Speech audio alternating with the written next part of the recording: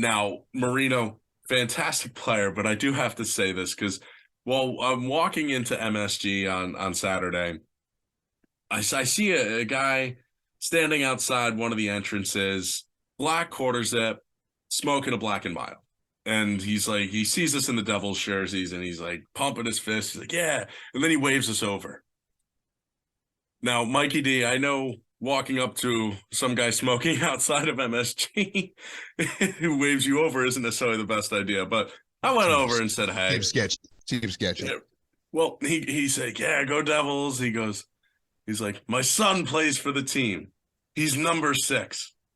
I'm like, oh, John Marino, no way. So we start talking, right? And he is just going off on the Penguins. He is going in on the Penguins. And I told him, I was like, oh, I was in Wilkes-Barre last year. I saw Hexenberg came by a couple times. I've gotten to meet him, and he had some fantastic stories about the old regime over there in Pittsburgh. Needless to say, there are some people that are very happy and were perhaps mistreated over there by the Hextall Burke regime. And, one thing we really did agree on, those guys ruined P.O. Joseph. Mm. But John Marino's dad. I heard that. John Marino's dad, what a guy.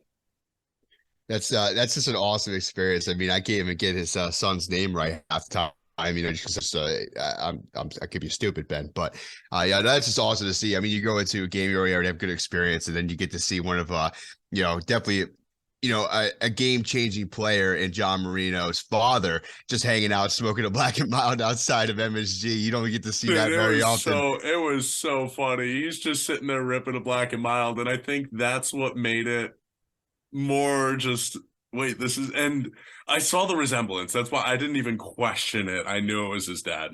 And the black quarter zip had a Black Devils logo on it. So he was over by like one of those private entrances. It was just really funny. And I was with Corey Jason over from Outsider Sports Football and Baseball. And that was his one reaction as we walked away. He goes, "Do you see he was smoking a black and mild?" That's amazing. Just the cherry on top to that story. It really is. Like, that's his one takeaway there. It was so just peculiar, but so funny. Hats off to you. If Mr. Marino or John, you end up hearing this, just know we're big fans of you. We're happy you're in Jersey.